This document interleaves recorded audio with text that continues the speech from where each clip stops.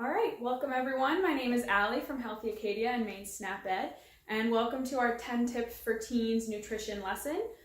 There's 4 lessons in this series, so you'll watch 2, and then we'll have a live question and answer session, and then 2 more, followed by our second question and answer section. I'm really excited to provide you guys with these fun lessons. I wish I could have been there in person, but virtual is going to have to do.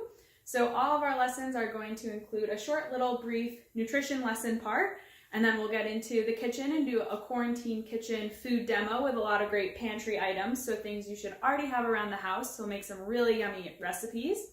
So we'll cover topics about basic nutrition, our food groups, my plate, which you see behind me, ways to stay active and healthy, ways to eat healthy when you're out of the house and at restaurants, and then also ways to create habits so we can really try to build a healthy lifestyle. So I hope you're excited, because I am.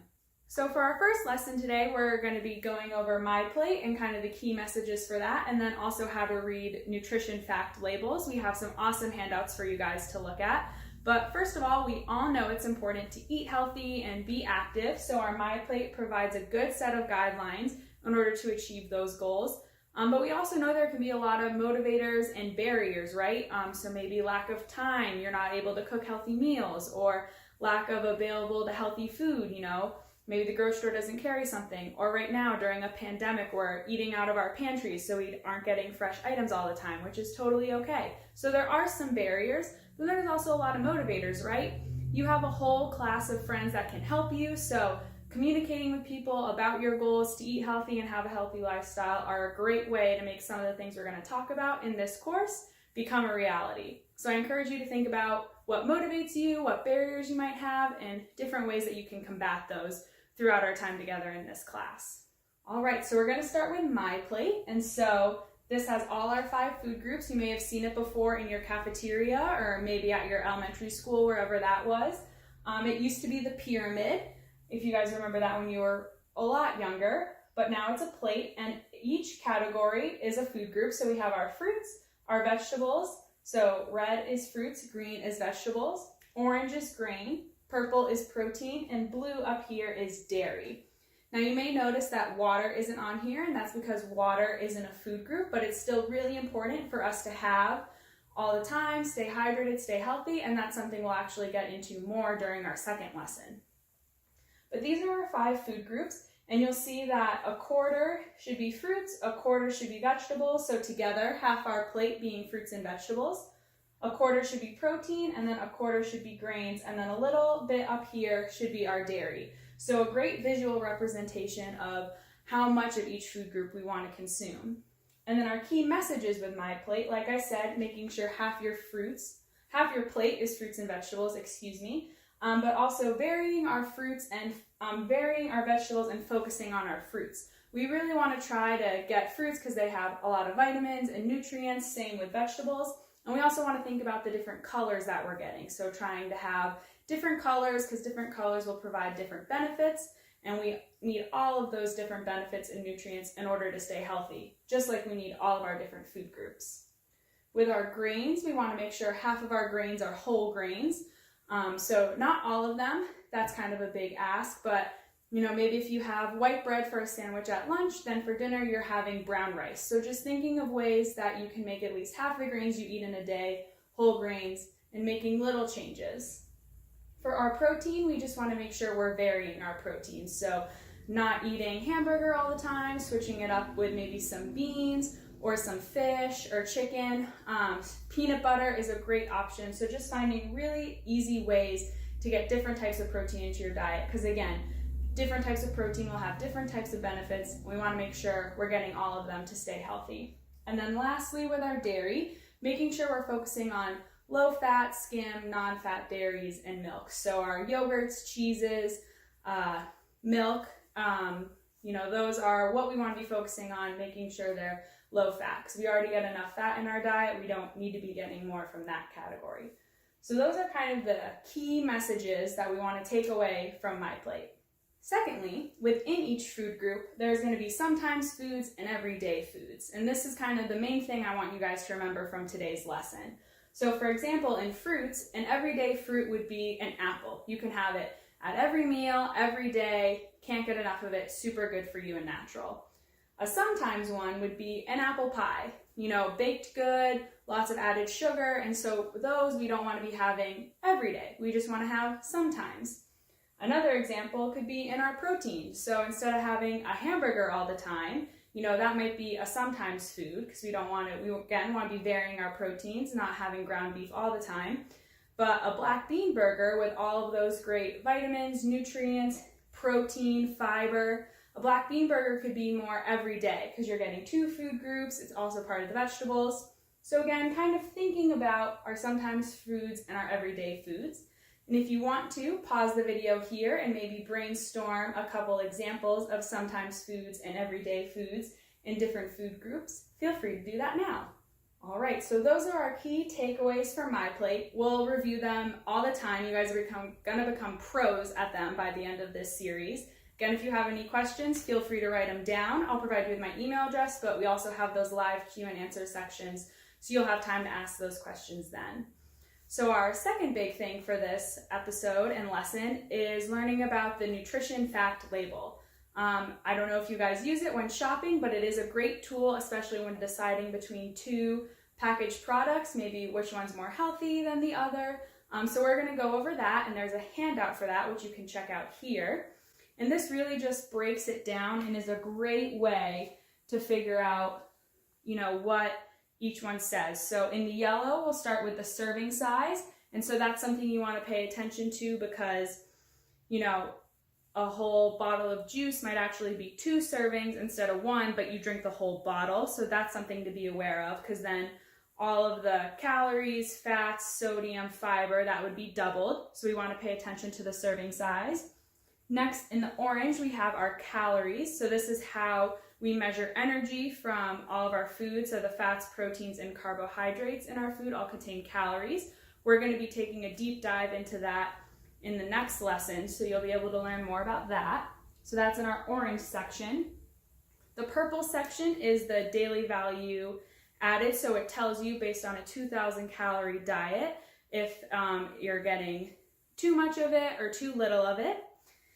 And then our red ones, so these are nutrients that we kind of want to stay away from. So trans fats, cholesterol, sodium, those are things we already get plenty of in our diet. So again, making sure those are as little as possible.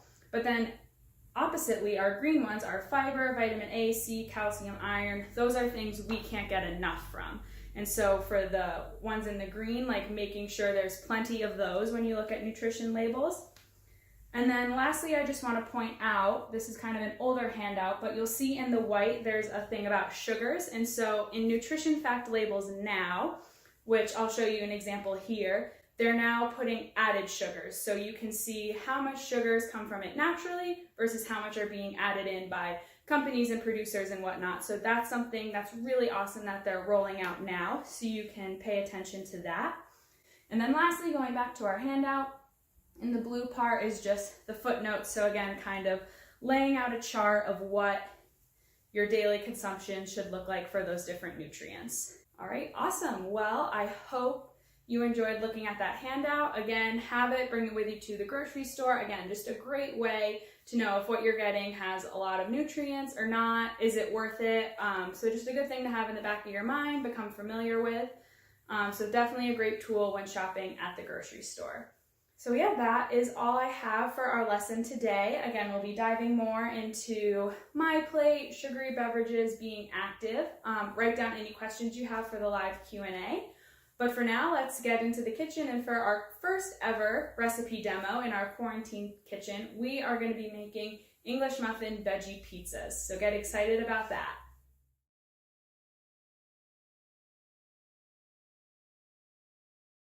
For this recipe, you'll need 4 whole wheat English muffins, pizza or pasta sauce, whatever vegetables you want, so I'll be using onions, broccoli, and mushrooms, and then shredded mozzarella part skim cheese.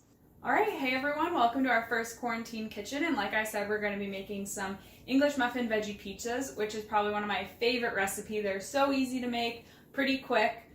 And you should have most of the ingredients in your house already. I didn't need to go to the grocery store at all. So before we get started, just a couple quick things. So on our veggie pizza, you can put fresh, frozen, or canned vegetables. So I have some already chopped and frozen broccoli and onions that I'm going to be putting on them.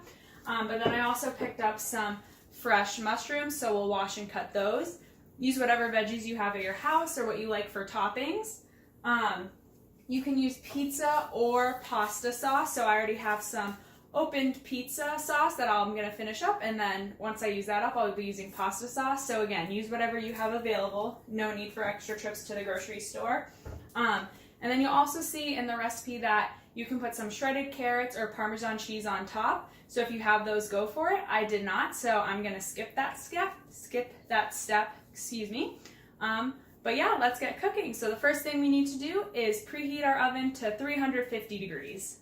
So another really important thing that we're going to do before every quarantine kitchen is follow really good food safety guidelines. So I've already disinfected all of my surfaces so they're nice and clean. I'm going to wash my hands for 20 seconds, and then I'm also going to make sure to wash all of my produce. So for this recipe, it's just the mushrooms. But please follow good food safety guidelines. Make sure you're washing your hands. Yeah, we definitely, while we're in a pandemic, we want to make sure while we're in the kitchen, we're being really safe.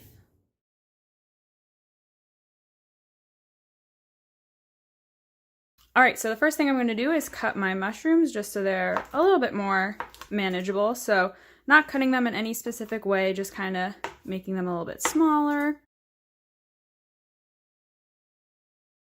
All right, so now that everything is cut, we can begin to make our pizzas. So we'll start off with our English muffins. And you can just use a fork to open these.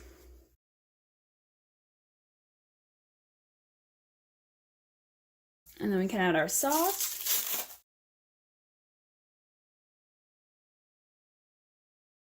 All right, and then next up we'll add our cheese.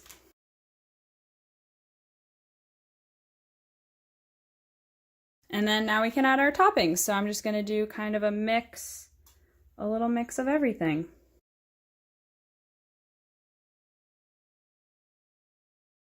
All right, those look good to me, and now they're ready to go in the oven. All right, so my timer just went off. I ended up cooking them for about 12 minutes. It needed about 5 more minutes after the first 7. But yeah, so just remember to turn off your oven, and then let's take them out. Yum! So yeah, our cheese should be nice and melted. The English muffin a little bit crispy. And then yeah, I can serve them up on a plate and dig in. All right, and that concludes our first quarantine kitchen. I hope you really enjoyed it and get to try this recipe. Just a reminder that use whatever ingredients you have around the house, whatever vegetables. Maybe you have some whole wheat bagels. Bagel pizzas are amazing.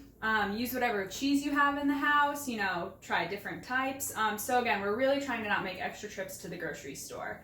But other than that, if you have any questions, feel free to email me. My email will be at the end of this video. You can also email your teacher and she'll get the questions to me.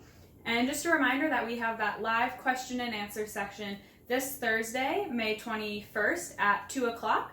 So I look forward to hearing your questions then, or if you can't make it, maybe we can record it so then you can hear other people's questions later. But yeah, enjoy this and I'll see you on the next video.